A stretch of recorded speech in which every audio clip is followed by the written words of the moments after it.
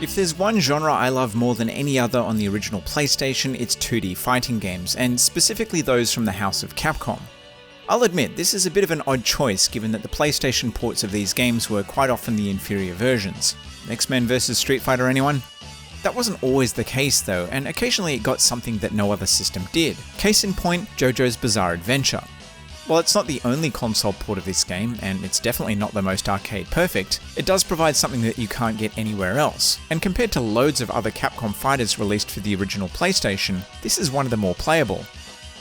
So in this retro review, we're going to take a look at what I think is one of the most underappreciated fighting games released on the PS1, JoJo's Bizarre Adventure.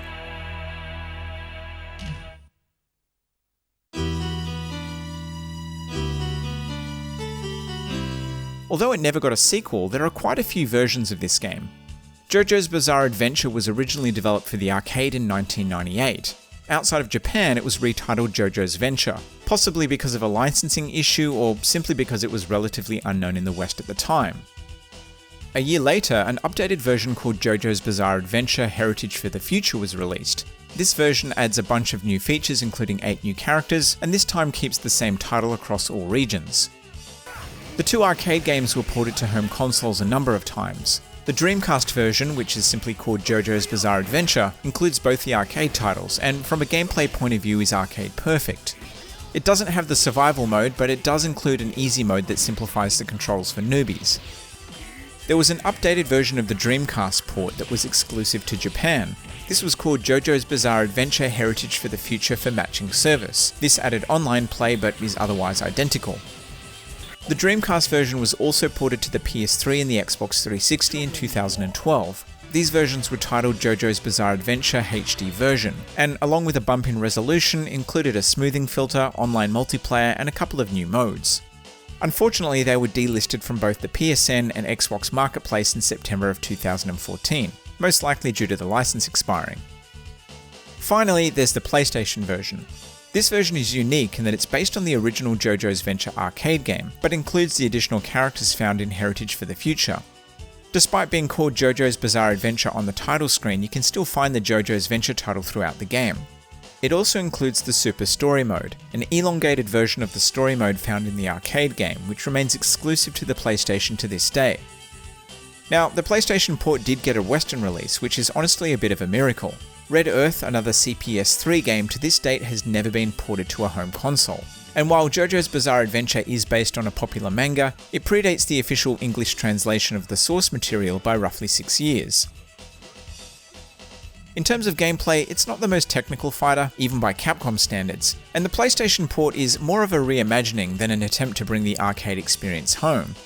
Compared to Capcom's other fighting games that came out at the same time, there are better choices for sure, but there isn't anything quite like it, both in terms of its mechanics and also how batshit crazy it is. I mean, this guy has a move called Million Pricks. Yeah, that has a pretty different meaning here in Australia. So I'm going to talk about the gameplay in two different sections, because the arcade and Super Story modes are quite different. So let's talk about the arcade mode first. This is set up like most of Capcom's 2D fighters. You pick from one of 16 characters and make your way through 7 opponents in best of 3 round fights, before culminating in a final battle. The controls are simple. You have light, medium and heavy attacks, and a special /stand button. There are some basic target combos as well as more complicated links for those who want to put the time in to learn them. The special moves are performed with typical Street Fighter inputs, so quarter circle, half circle, dragon punch, etc. There's a super gauge too that can be spent on full screen attacks that do big damage. Basically, if you have experience with any other Capcom fighter, this should feel very familiar. Where JoJo separates itself from the rest of Capcom's catalogue is with the stands. Each character has a stand that can be activated by pressing a button. When the stand is active, you can access new moves and combos, and these typically do more damage than the standard moves. Each stand is unique. Some of them appear as extensions of the base character, others appear as separate characters altogether, and some aren't characters at all. Some stands can even be controlled independently, effectively allowing for up to 4 characters on the screen at the same time, and the ability to perform team-up attacks. This gives the roster a huge amount of depth, as no 2 characters play the same. Well, that's mostly true. There are a couple that do feel similar, but for the most part there aren't any Ryu and Ken style clones here.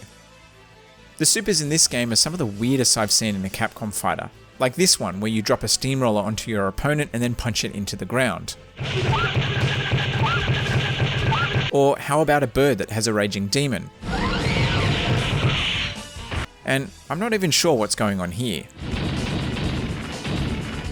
Most of the super moves have the same input for each character and are easy to pull off. On top of this, many characters have a unique super such as Jotaro. This is a bit like a custom combo that lets you chain any move, including supers, into some nasty combos. This is a good example of how the game is both accessible to newbies and is deep enough to satisfy players who want a bit more.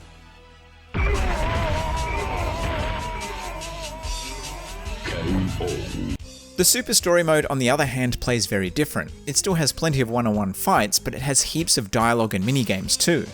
For the most part, it's a linear campaign, but there are a couple of branching paths. Now, I don't mean any disrespect to fans, but the story, if that's what you want to call it, is awful.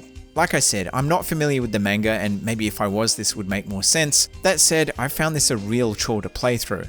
The only saving grace is how nuts it is. It really is a bizarre adventure. In terms of gameplay, it's mostly fine, although the quality of the minigames varies a lot. Some are simple and kind of boring, some are just weird, and some are surprisingly good. The main issue here is the overuse of QuickTime events. These are never fun and there's so many of them. The ones that have 4 possible directions can be extremely frustrating too.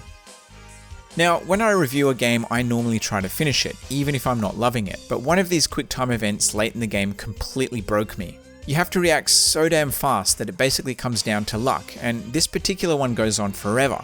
I'd like to think that I'm a pretty patient guy, but after attempting this dozens of times, I was very close to snapping my PS2 in half. Oh yeah, and if that sounds bad enough, you'll also need to know how to play poker, or at least have a basic understanding of what a good hand looks like, which I did not. This was another super long and boring section, and needless to say, I did not finish the story mode. Yeah, if it wasn't obvious, I didn't get much satisfaction from the story mode. Maybe if you're a JoJo fan, you'll get a kick out of this, I guess. Just keep your expectations in check. Unfortunately, if you want to unlock all of the extras and characters, you'll need to play through the story mode to earn ability points. As you progress through the story, you earn points, and extras unlock when you reach specific milestones. These can be accessed through the book and gallery, and include things like the ability to replay the minigames. Ability points can't be earned in any other game mode either, so you might want to start practicing your reflexes or hunt down a Game Genie.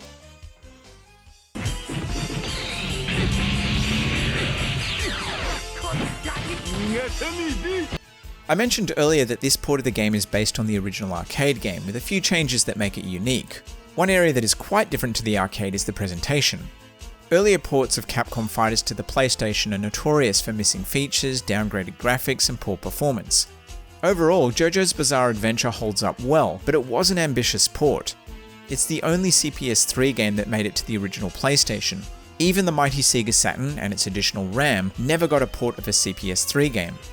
Unsurprisingly, to get JoJo running on the less powerful hardware, some cuts needed to be made. The most obvious differences are the smaller character sprites and reduced frames of animation, although this isn't anywhere near as obvious as something like Marvel superheroes. The stands and supers have also had a lot of detail removed and don't look as impressive, and there's no zooming in and out during fights. Anyone familiar with the arcade versions will also notice that a lot of the violent animations are missing too. This may have been a censorship thing, but could have also been to help improve performance.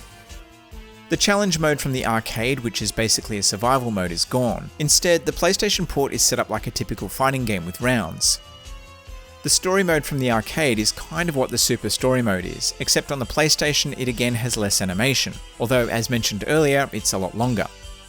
From a performance standpoint, it runs really well. Even with 4 characters on the screen or during some of the more elaborate supers, there aren't any noticeable dips in the frame rate, and overall it feels smooth and responsive to play.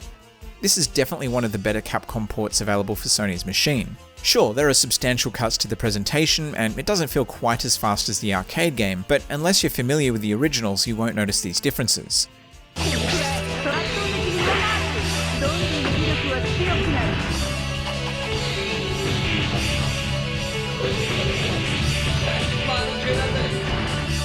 It's definitely the least faithful port of the arcade game, and if a perfect representation of the original is what you're after, then you might want to look into either the Dreamcast version or emulation. As a standalone experience, however, and as a curiosity, this is a very playable game. Its core gameplay is similar to other Capcom fighters of the era, but it's also unlike anything else. The closest analogue would be the Darkstalkers series, but even those games don't come close to how weird this game is. The Super story isn't incredible, but it's easily the longest story mode in any Capcom fighting game, and although it's more filler than killer, some of the minigames are definitely worth checking out. If you like Capcom games, and specifically titles from the golden era of 2D fighting games, this is most certainly one to add to your PS1 collection. If you enjoyed this video, why not drop it a like, and if you didn't, a dislike. If you want to know when I put up a new video, hit that subscribe button and the bell notification too, and if you want to find out more about how I make these videos and support the channel, head on over to the Patreon page. Otherwise, thanks for your time.